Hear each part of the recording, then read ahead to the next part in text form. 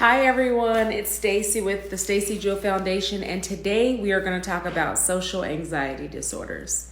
Are you ready to have a seat on the couch? All right, let's do it.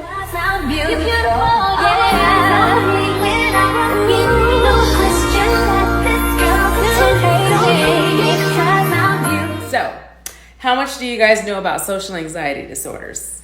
I know, I'm cozying up for you guys today. It is actually a social phobia where people are constantly in fear of being scrutinized, judged, embarrassed in social situations. So if you find yourself feeling very anxious in those situations, sometimes you have to take a step back and really think about your process as a whole. Is this something that is constantly happening to you, or is this something that is just because you're in a front of a room of people and you're nervous?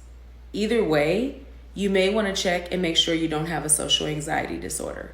Let's go down the list. So I mentioned the fear includes being scrutinized or judged by other people, but one of the key characteristics is being judged, having that fear of being judged, being embarrassed, and being just looked at differently in groups, and it turns into an intense fear. It turns into where people don't want to go to school, where they don't want to go to work, where they're embarrassed to speak in front of other people. So these are things that you have to pay attention to in others as well as in yourself when it comes to determining if you have SAD, which is a social anxiety disorder.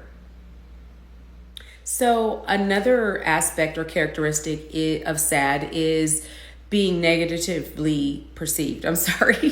Negatively perceived.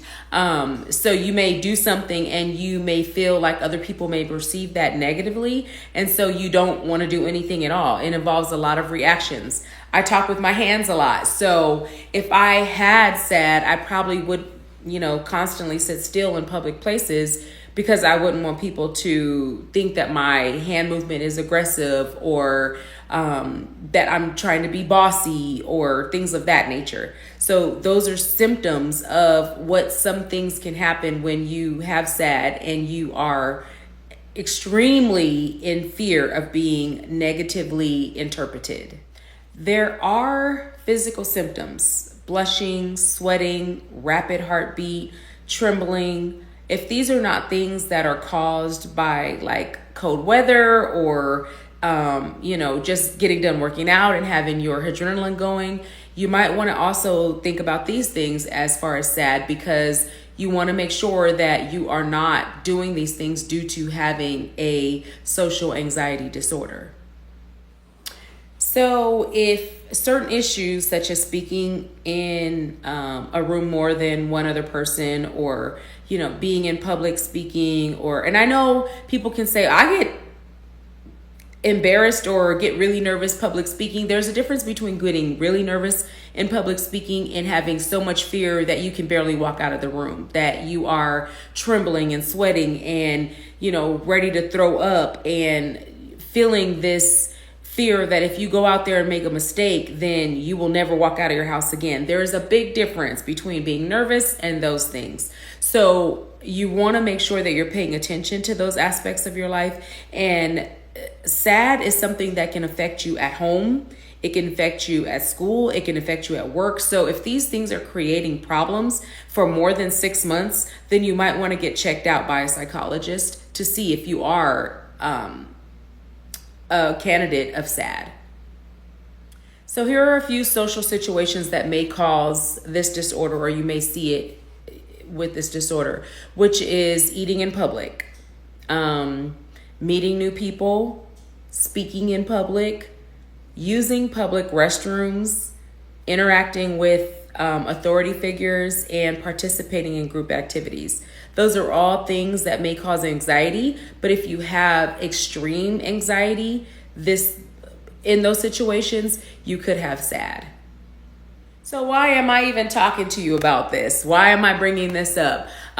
Because SAD actually relates to other health problems. You can have alcoholism, you can have panic disorders, you can have eating disorders, schizophrenia, avoidant personality disorder, even depression. So if you are having some of those other signs, this could be the main cause, and you want to dig in and find a cause, not just a band-aid to heal.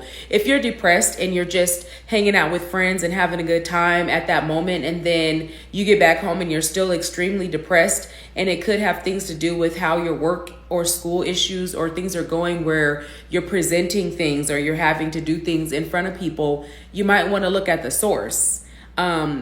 Ultimately, the goal for me even bringing this up is because a lot of people in Black communities feel like they are overlooked when it comes to psychological things. It's relevant.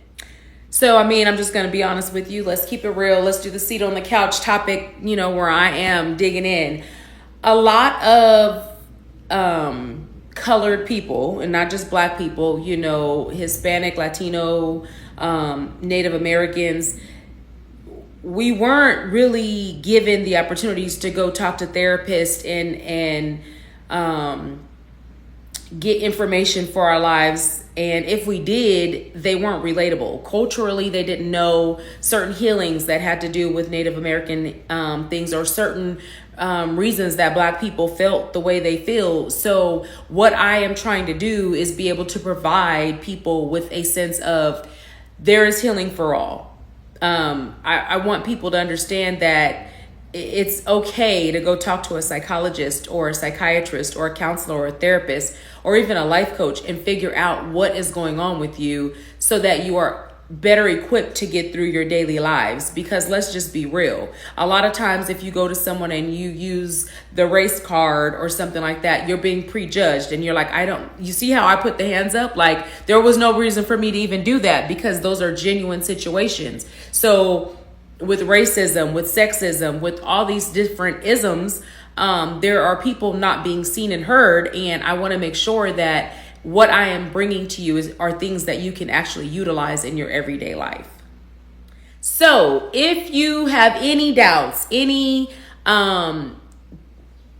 preconceived notions about social anxiety disorders, look it up, do some more research on it. But more importantly, if you feel like you have a social anxiety disorder, don't deny yourself the privilege of going and speaking to someone and just making sure, because guess what? It may not be this, but it could be something else. And you want to be able to get the help that you need. So I hope some way, somehow, this is helping somebody out there live a better life. And go ahead and like, share, and subscribe, because I'm going to keep bringing out the psychological things to you. All right. Have a good day. Thanks. Bye.